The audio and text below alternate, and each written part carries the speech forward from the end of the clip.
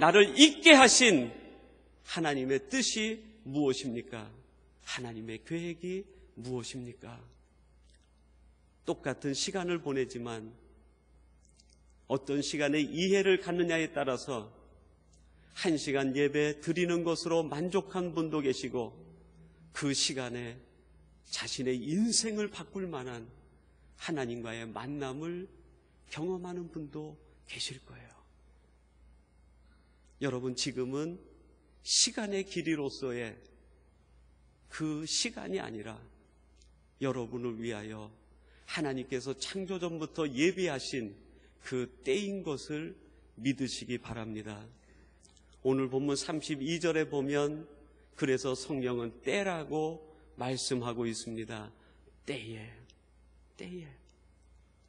여러분, 베드로는 시간을 길이로 생각하지 않았습니다. 때라고 생각을 했어요. 하나님은 지금 나에게 어떤 역사를 보여주고 계신다. 지금 이 시간 하나님은 내게 어떤 기적적인 사건을, 하나님이 예비하신 섭리적인 역사를 지금 내 앞에 펼쳐가신다고 생각을 했어요. 그러다 보니까 여러분, 그 시간 속에서 보는 게 달라져요. 그 시간을 살아가는 방식이 달라요. 그 시간을 수용하는 마음의 자세가 달라요. 그 시간에 마음을 열고, 그때에 눈을 열고, 그때에 하나님과의 관계가 막히지 않게 하는 거예요. 하나님의 때가 내게 이루어지기 위해서 그때에 모든 것을 집중하는 거예요.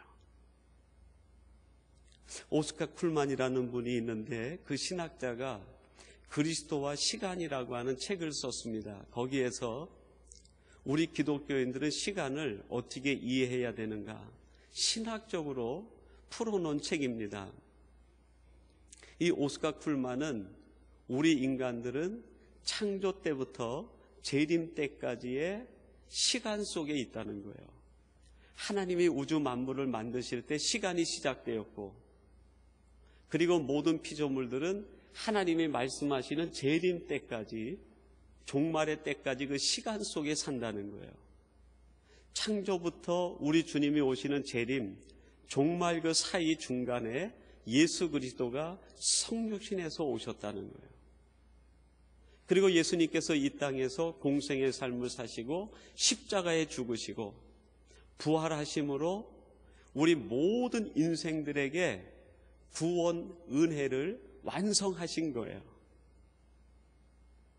그래서 예수님이 십자가에서 죽으시고 부활하신 그때를 가리켜 오스카 쿨만은 V-Day라고 얘기했어요. 승리의 날이다.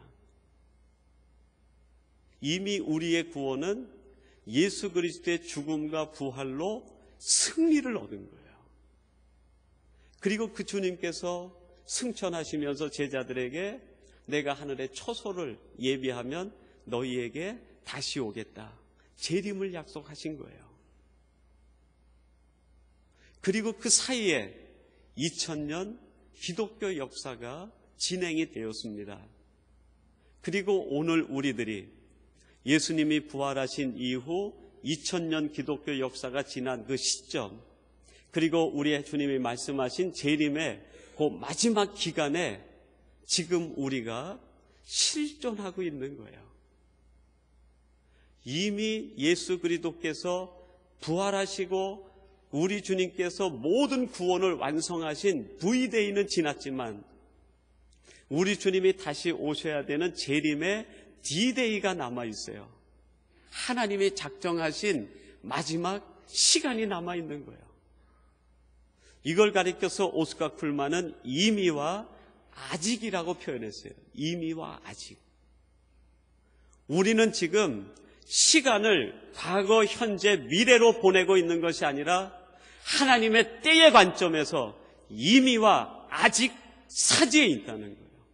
이미와 아직 사이에 있다. 이미와 아직 사이에 있는 우리들, 이 시간의 의미가 뭡니까? 우리 하나님께서 이때 이루실 일이 있어서 우리를 잠시 세상에 놔두신 거예요. 이것이 우리 크리스찬들의 시간 이해입니다. 이거는 단순한 시간의 흐름으로 이해하는 것이 아니라 사명론적으로 이해하는 시간 이해예요. 우리의 매일매일은 시간의 흐름 속에 있는 것이 아니라 사명의 현장 속에 있다는 거예요. 우리는 어제처럼 살아온 것처럼 오늘을 살아갈 수 없는 존재예요. 오늘 우리는 어제보다 더 분명한 사명을 갖고 살아가야 되는 거예요. 어제보다 더 확실한 소명 가운데 살아가야 되는 거예요. 어제보다는 더 분명한 우리의 미래를 향한 현실감을 가지고 오늘을 살아가야 되는 거예요. 그것이 오늘 우리에게 주어진 때라는 거예요. 이 때를 살아가는 우리의 삶의 현장이 있습니다. 그것이 오늘 본문이 말해주고 있는 두 번째 장소의 의미예요. 여러분 32절에 보면 그렇게 말씀합니다. 때에 베드로가 사방으로 두루 행하다가 룻다에 사는 성도들에게도 내려갔더니 라고 말합니다. 예루살렘에서 목회하던 베드로가 예루살렘에서 영적 전투를 하고 하나님의 나라를 이루고 복음을 증거하고 핍박을 당하다가 그곳을 떠나서 룻다라는 지역에 이르게 되었어요. 오늘 본문에 보면 지명은 나오지 않지만 두 개의 장소가 우리 앞에 비교가 되고 있습니다. 하나는 예루살렘이고 하나는 룻다라는 지역이에요. 조금 전에 말씀드린 것처럼 예루살렘은 어떤 지역입니까?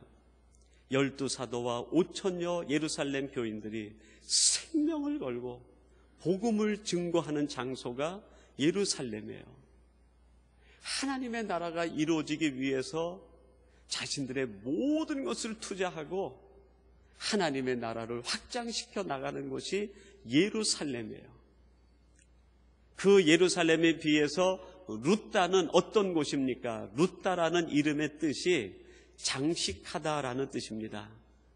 그것이 얼마나 아름다운 항구 도시인지 꽃으로 장식되어 있는 것과 같다는 거예요. 장식하다. 그래서 그 뜻에 연유해가지고 화려하다 그런 뜻이 있어요.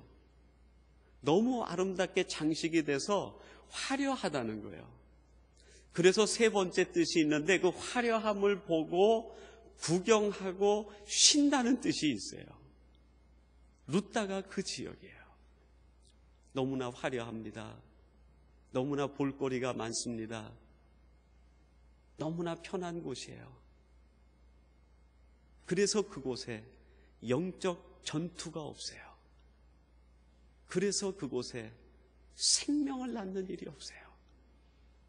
한쪽에는 영적인 피나는 전투가 있는데 한쪽에는 아무런 움직임이 없는 거예요. 예루살렘과 룻다가 비교가 되고 있어요. 하나님께서 오늘 이 말씀을 통해서 우리에게 주시는 하나님이 하시고 싶은 말씀이 무엇입니까?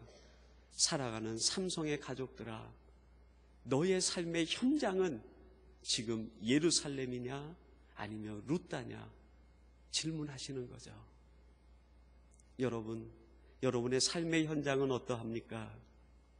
예루살렘 같은 이미 아직의 사이에서 영적으로 긴장하고 영적으로 전투하며 영적으로 우리를 새롭게 하는 움직임이 우리에게 있습니까? 아니면 세상적인 것들을 꾸미기에 바삐고 그 화려함에 취해서 그것을 바라보며 좋다라고만 생각하고 있습니까?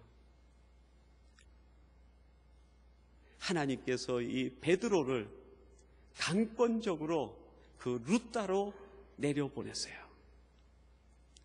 그 룻다에 갔더니 8년 동안이나 침상에 누워 있었던 한 여자를 만나게 됩니다. 8년 동안 누워있는 여인. 여러분, 왜 8년일까요?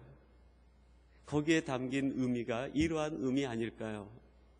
예수님께서 십자가 달려 돌아가시고 부활하시고 나서 그 승천하시는 현장에 있었던 제자들에게 그렇게 말씀합니다. 이제 내가 하늘로 올라가면 너희들에게 보혜사 성령을 주겠다. 너희들이 예루살렘을 떠나지 말고 약속하신 성령을 기다리라.